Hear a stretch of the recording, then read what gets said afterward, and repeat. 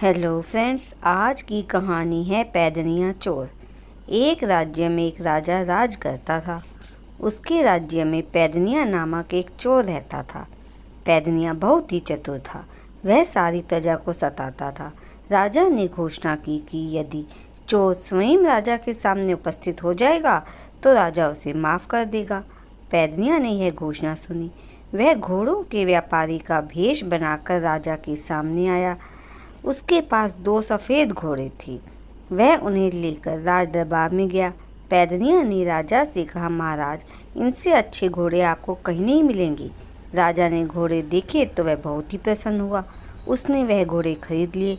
जाते समय पैदनिया ने कहा, इनकी देख रेख के लिए मैं अपना आदमी भेज दूंगा। राजा बोला, ठीक है। पैदनिया फिर अपना भेष बदलकर राजा के सामने उपस्थित हो गया। राजा ने पैदनिया से कहा कि वह दिन में एक बार अवश्य राजा के सामने उपस्थित हो।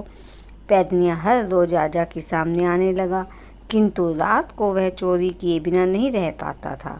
राजा हैरान था। उसने एक बार अपने सबसे 4 चतुर सिपाहियों को नियुक्त किया। पैदनिया राजा के सारे भेद जानता था। वह ज्योतिषी का भेष बनाकर उन चारों सिपाहियों के घर गया। सिपाहियों की स्त्रियां सीधी साधी तथा धार्मिक थी। उन्होंने घर आए ज्योतिषी को हाथ दिखाने आरंभ कर दिए। पैदनिया ने चारों स्त्रियों को बताया, आज रात तुम्हारे घर पैदनिया चोर आएगा। वह साधु के वेश में होगा। तुम उसे पत्थरों से मारना। उसे किसी भी सूरत में घर में घुसने मत देना। वह यह भी कह सकता है कि मैं तुम्हारा पति हूँ, लेकिन तुम उसकी एक भी मत सुनना। स्त्रियों को पट्टी पढ़ाकर पैदनिया घर आया। वह राजा के यहाँ नौकर था, तो भला राजा के नौकर पर कौन शक करता। उसने उसी रात एक गली में समोसे की दुकान खोली। कड़ाके की सर्दी थी। चारों सिपाही पैदनिया को खोजते हुए उसी दुकान पर पहुँचे। आधी रात को गरम गरम समोसे बनते देख उनके मुंह में पानी आ गया। फिर भी वे सिपाही पैदनिया से पूछताछ करने लगे। पैदनिया विनती भरे स्वर में बोला, माई बाप, मैं गरीब आदमी हूँ। रात को समोसे बनाता हूँ, उन्हें बेचता हूँ। आप तो जानते ही हैं कि बाहर से कभी कभी व्यापारी आते जाते हैं। आप भी चेक कर देखिए कि यह समोसे बड़े स्वादिष्ट हैं। सिपाही समोसों का लालच नहीं छोड़ सके।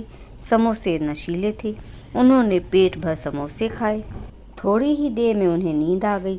अब पैदनिया ने उनके कपड़े उतारे। उनके शरीर तथा बालों पर भभूर मिली और उनके कपड़े लेकर चंपत हो गया।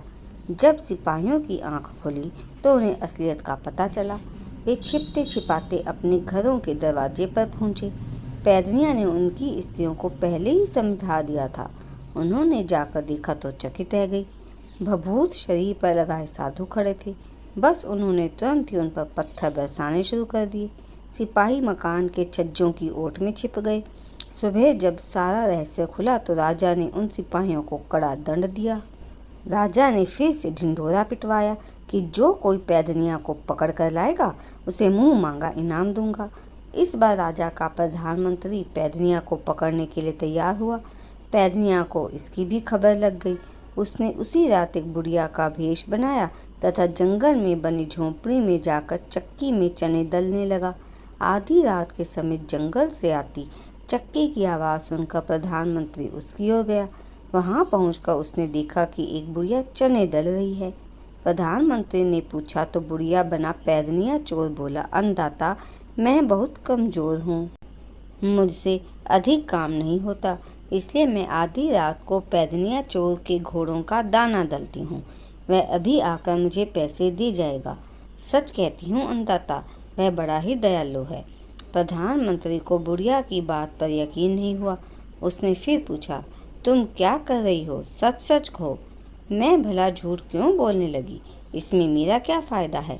प्रधानमंत्री उस बुढ़िया को अपना परिचय देते हुए बोला, यदि तुम उस चोर को पकड़वा दो तो मैं तुम्हें माला माल कर दूंगा। फिर आप अपने घोड़े को थोड़ा दूर बांधाओ और अपने कपड़े उतार कर मेरे कपड़े पहन लो। वह जैसे ही दाना लेने आएगा तुम उसे पकड़ लेना। प्रधानमंत्री सोचने लगा, इस बार पैदनिया जरूर ही पकड़ा जाएगा।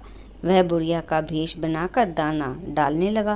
पैदनिया अंधेरे में उसका घोड़ा और कपड़े लेकर चंपत हो गया। जब सुबह होने लगी और पैदनिया का कुछ पता नहीं चला तो प्रधानमंत्री को अपनी गलती का एहसास होने लगा। वह मुंह छिपाता हुआ अपने घर लौट आया। राजा ने उसको प्रधानमंत्री के पद से हटा दिया। अब राजा ने खुद ही पैदनिया को पकड़ने का निश्चय किया। वह अपने घोड़े के रखवाले को बुलाकर बोला कि आज घोड़े को खूब खिला पिलाकर तैयार रखो।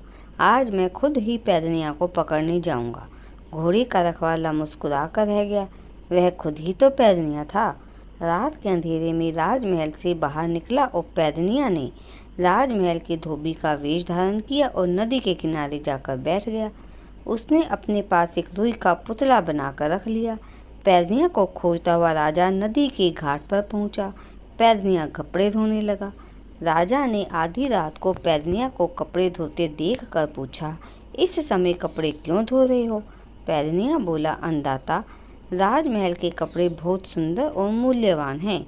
यदि दिन में से कोई चुरा ले या नज़र लगा दे तो आपकी कितनी हानि हो सकती है। धोबी की स्वामी भक्त देखकर राजा बहुत प्रसन्न हुआ। तभी पैदनिया बोला, अन्नदाता, आपने आज आधी रात को यहाँ आने का कष्ट क्यों किया? मुझे पैदनिया की तलाश है, राजा बोला। पैदनिया हाथ जोड़कर बोला, वह बदमाश पैदनिया, अन्नदाता, वह हमेशा आधी रात को यहाँ आता है और मुझसे अपने पैरों की धूल धुलवाता है। आप जैसे ही हमारी बातचीत सुने वैसे ही आप उसे पकड़ लीजिएगा। राजा अपने घोड़े को एक पेड़ से बांधकर अंधेरे में छिप गया। चंद्रमा ना निकलने के कारण वहाँ काला अंधेरा था। थोड़ी देर बाद पैदनिया ऊंचे स्वर में बोला, आइए पैदनिया, क्या आदेश है? राजा ने सोचा कि पैदनिया आ गया है। वह सावधान हो गया। अब पैदनिया आवाज़ बदल कर बोला, तुम्हारे राजा के क्या हाल चाल हैं? मैंने सुना है कि वह मुझे पकड़ने की कोशिश कर रहा है, लेकिन मैं उसके हाथ तभी आ सकता हूँ जब यह हवा हाथ आ जाए। राजा गुस्से में भड़क गया और गरज कर बोला, नीच, मैं तुझे अभी बताता हूँ। पलक झपकते ही पैदनिया ने रुई के पुतले को पानी में फेंक दिया। राजा ने समझा कि चोर पानी में कूद गया है, इसलिए वह भी पानी में कूद गया और तेजी से तैरने लगा और अंत में उसने उसे पकड़ लिया। पुतले को देखकर राजा शर्म से पानी पानी हो गया। दूसरे दिन उसने घोषणा की कि अगर कोई भी पैदनिया को पकड़ कर ला सकता है तो मैं उसे अपना आधा राज्य दे दूंगा। पैदनिया नौकर के वेश में राजा के सामने पहुंचा। उसने कहा कि यदि उसके सारे गुनाह माफ़ कर दिए जाएं तो वह पैदनिया को पकड़ कर ला सकता है। पहले तो राजा को यकीन ही नहीं आया, किंतु बाद में उसने उसे आज्ञा दे दी तथा माफ़ीनामा लिख दिया। माफ़ीनामा मिलते ही पैदनिया ने स्वयं को पेश कर दिया तथा सभी प्रमाण दे दिए, सिपाहियों तथा प्रधानमंत्री के कपड़े और राजा का घोड़ा। राजा उसकी चतुराई से बहुत प्रसन्न हुआ। उसने उसे आधा राज्य देना चाहा, किंतु उसने नहीं लिया। तब राजा ने उसे अपना विशेष सलाहकार बना लिया। चतुर पैदनिया की सलाह पर चलकर राजा और उसकी राज्य की खूब उन्नति हुई।